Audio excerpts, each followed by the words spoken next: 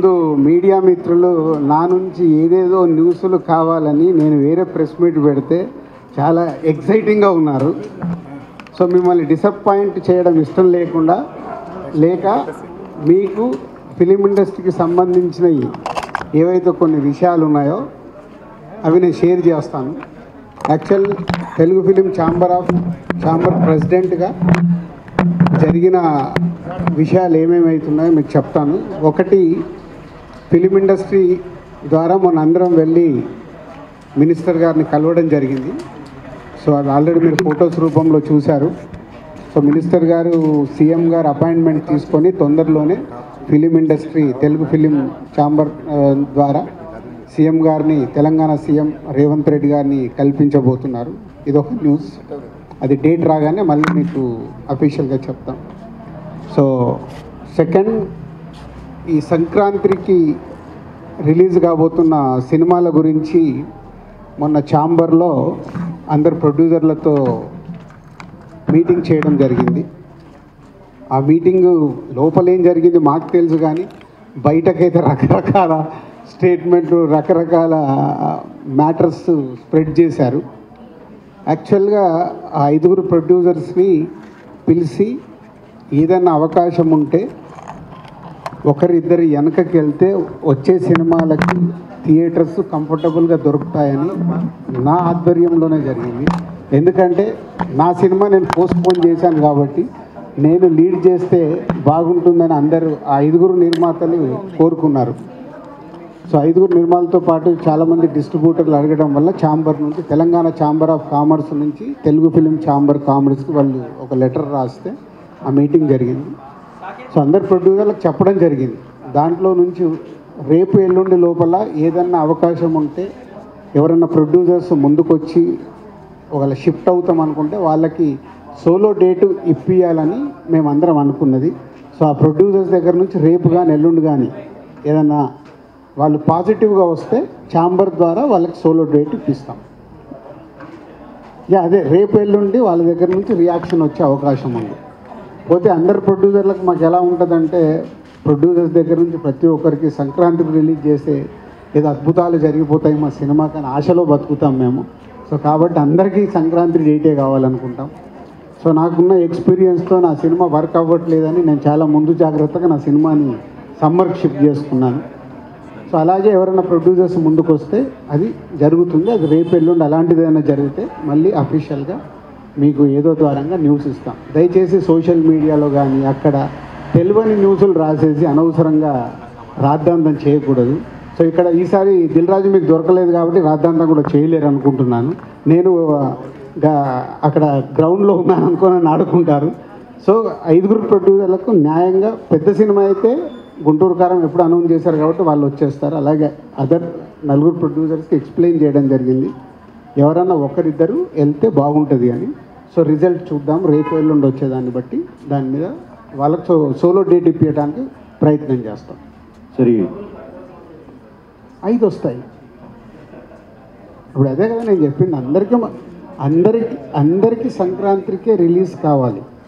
So కాబట్టే అందరికీ కావాలి కాబట్టి వాళ్ళందరూ రావాలని అనుకుంటున్నారు.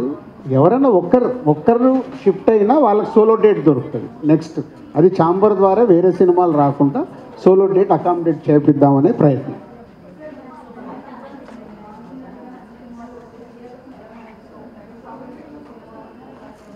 అంటే ఇప్పుడు నువ్వు సంక్రాంతికి 5 సినిమాలు ఉంటాయి, ఏ సినిమాకు ముందు అడ్వాన్స్ టికెట్ బుక్ చేసుకుంటావు?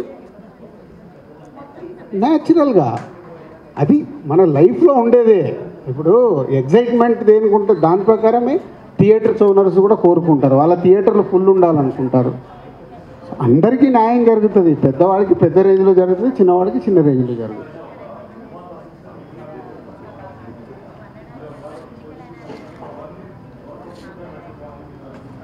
అది ఎట్లా ఉంటుందంటే, అదే మళ్ళీ మీరు కాంట్రవర్షియల్కి మెల్లిగా డ్రైవ్ చేస్తున్నారు.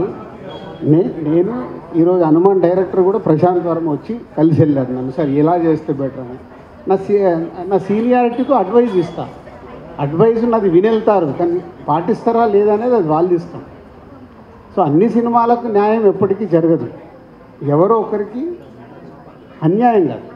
ఎవరో ఒకరికి తక్కువ థియేటర్లు పడతాయి. నిజంగా సినిమాల విషయం ఉందనుకో, సంక్రాంతి తర్వాత ఆ సినిమానే పైకి వెళ్తుంది. సో ఇది మీరు హిస్టరీ చూసుకుంటే ఎప్పుడు అలాగే జరిగేది. 5 రాకుండా ఉంటే బాగుంటుంది అనేది మా పెద్దలందరి ఆలోచన. దానికి అందరిని పిలిచి మాట్లాడడం. We are waiting. ఒక్కరి దాంట్లోకి జరిగినా ఇంకొకళ్ళకి బెనిఫిట్ అవుతుంది. అలా ఎప్పుడు చెప్పలేం. తప్పకుండా అంటే మళ్ళీ టార్గెట్ చేసినట్టు కదా. అవకాశం ఉంటే వెనుకకి వెళ్ళండి. వాళ్ళ ఎవరిది వాళ్ళకు క్యాలిక్యులేషన్స్ ఉంటాయి. వాళ్ళ అవకాశాన్ని బట్టి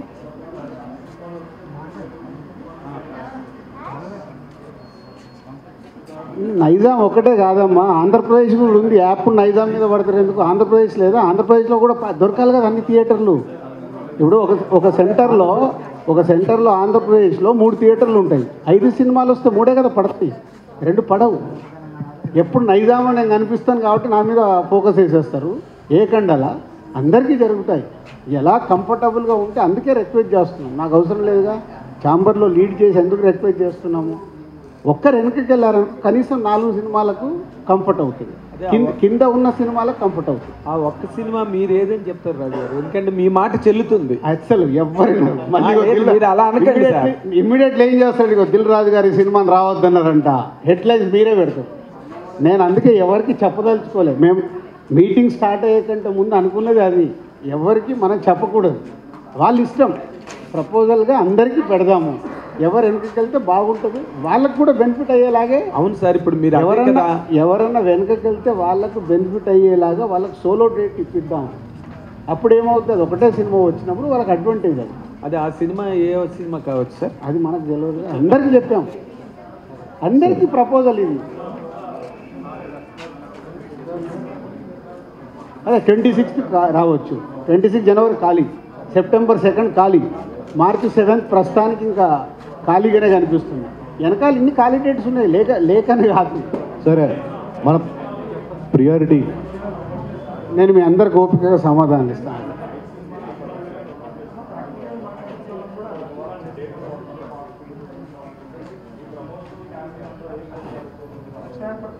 మనం హిస్టరీలోకి వెళ్దామా? RRR 3 నెలలు 6 నెలలు పోస్ట్పోన్ అయింది, ఆగలేగా. సలారు పోస్ట్పోన్ అయింది, ఇరగా తీస్తుందా లేదా? జనాలు రెడీగా ఉంటారు. అసలు అది మన అపోహ. ఇలా చేసాము, అలా రాదేమో, ఇలా రాదేమో. సినిమా మనం ఇచ్చే కాంటెంట్లో విషయం ఉందనుకో, టీజర్లో ట్రైలర్లో వాళ్ళు రెడీగా ఉంటారు. సోలోగా ఉన్నప్పుడు ఏం చేస్తారు? అడ్వాంటేజ్ కదా, ఆప్షన్ ఉండదు వాళ్ళకి. సార్ అంటే గుంటూరు కారం లాంటి బిగ్ బడ్జెట్ మూవీకి సోలో రిలీజ్ అయితేనే మేబీ డిస్ట్రిబ్యూటర్లకు వర్కౌట్ అయ్యే అవకాశం ఉంటుంది అంటున్నారు. అది ఎంతవరకు కరెక్ట్? సంక్రాంతికి ఎప్పటికీ చరిత్ర అది. 3 నుంచి 4 సినిమాలు రావాల్సిందే. ఇప్పుడు 5 ఉన్నాయి కాబట్టి రిక్వెస్ట్ చేస్తున్నాం. డబ్బింగ్ సినిమాలు ముందు మనదానికే దిక్కులేదంటే ఇప్పుడు డబ్బింగ్ వరకు ఎవరు ఆలోచిస్తారు? ఫైటింగ్ అని ఏం చేస్తాం? ఇప్పుడు తెలుగులో ఇన్ని సినిమాలు వస్తున్నప్పుడు ఏం చేయలేం కదా. తెలుగు సినిమాలకు ముందు థియేటర్ తర్వాత ఏమైనా ఉంటే వేసుకుంటాం.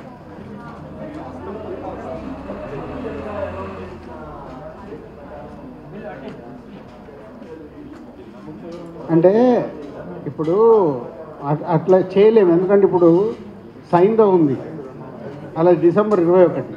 సలార్ జరగడం వల్ల హాయినానా December 7th వెళ్ళాడు, సైందో సంక్రాంతికి చేసుకున్నాడు.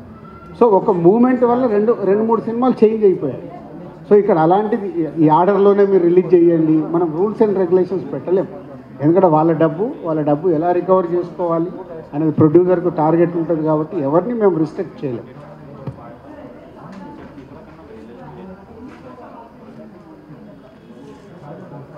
అది రేపు ఫోన్లో చెప్తాను, ఒకసారి క్యాలిక్యులేషన్ కాదమ్మా. నేనేమన్నా కంప్యూటరా లక్ష్మి? నువ్వు అడగగానే చెప్పడానికి. ఇప్పుడు మీ తాకిడిని తట్టుకోవడానికే నేను ఆలోచించాల్సి వస్తుంది, ఏం అడుగుతున్నారు, ఏం చెప్పాలని. సార్ అంటే మొన్న ఒక న్యూస్ వచ్చింది, గేమ్ చేంజర్ సెప్టెంబర్ ఏదో రిలీజ్ చేస్తానని మీరు ఎవరితో చెప్పి మీరే అన్నట్టుగా మళ్ళీ నువ్వు సంక్రాంతికి వెళ్ళి ఎక్కడికో వెళ్ళిపోయావు. మాట్లాడదాం. అంటే వెరీ లక్కీ. ముందు డిసెంబర్ చాలా హెల్దీగా ఉంది, జనవరి కూడా ఇలాగే ఉండాలి.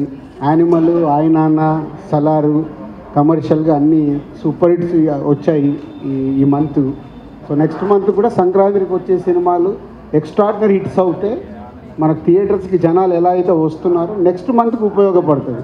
విష్ సంక్రాంతికి వచ్చే సినిమాలు మ్యాక్సిమం హిట్ కావాలి, అది కోరుకోవాలి.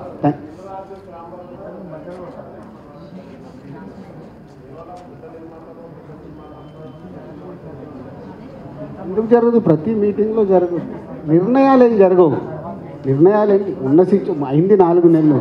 4 నెలలు అద్భుతాలు చేయడానికి ఏమన్నా నేను సీఎంనా? కాదుగా. నేను సంతకం పెట్టగానే జరగడానికి. నేను జస్ట్ ఛాంబర్ ప్రెసిడెంట్.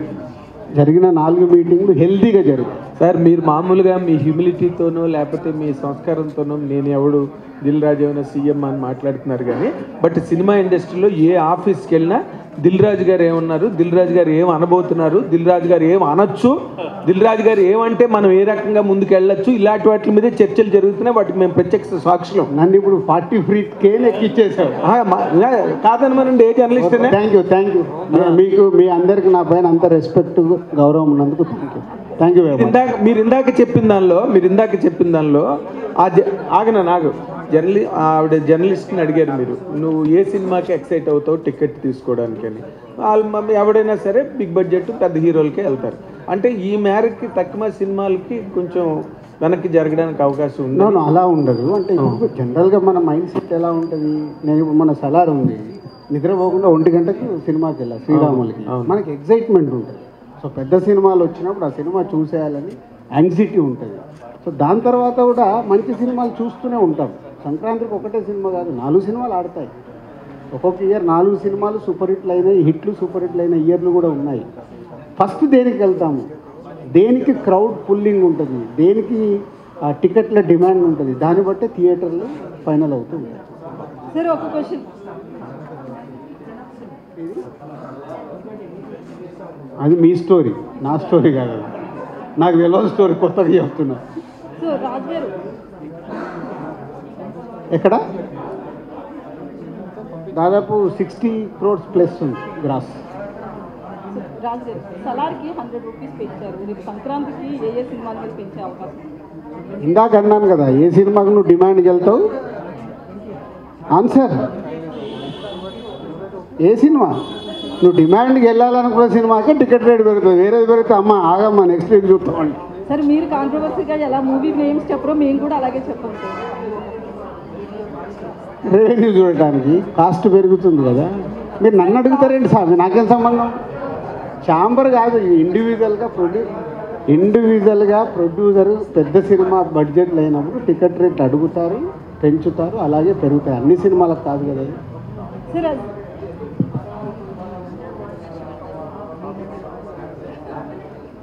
అది ఆనవాయితీ కదా. ఇవాళ కొత్తగా ఏంది మారమంటే మారదు కదా, ఆనవాయితీ జరుగుతూనే ఉంది కదా. గవర్నమెంట్ ఇస్తే పెరుగుద్ది. 2 స్టేజ్లలో ఇచ్చారుగా సలార్కి. అలాగే పెద్ద సినిమాలకు పెద్ద బడ్జెట్ ఉన్నప్పుడు రెవెన్యూస్ మీద పెరుగుతూ ఉంటాయి. 3 వారాలు అయిపోయింది కదా. 3 వారాలు రెవెన్యూ రావడం ఈ రోజుల్లో మహా అద్భుతం. మళ్ళీ తర్వాత సలార్కి ఆప్షన్ ఉండాలి కదా. సలార్కి 3 వీక్స్కి మళ్ళీ సంక్రాంతి సినిమాలు ఉంటాయి కదా. వెయిటింగ్. మా మినిస్టర్ గారు వెంకటరెడ్డి గారు చెప్తా అన్నారు, అపాయింట్మెంట్ తీసుకొని అప్పుడే. మొన్న జరిగిన మీటింగ్లో మంత్రి గారితో ఏం లేదు. ఫస్ట్ అంటే గవర్నమెంట్ ఫామ్ అయింది కాబట్టి ఇండస్ట్రీ నుంచి వారిని వెళ్ళి కలిసి సీఎం గారు అపాయింట్మెంట్ తీసుకోమన్నాము. తీసుకుంటే అప్పుడు ఇండస్ట్రీకి ఉన్న ఏంటి అనేది సీఎం గారికి చెప్పినప్పుడు సీఎం గారు మంత్రి గారు మాట్లాడుకొని ఇండస్ట్రీకి సంబంధించిన ఏదైనా డిస్కస్ చేస్తారు.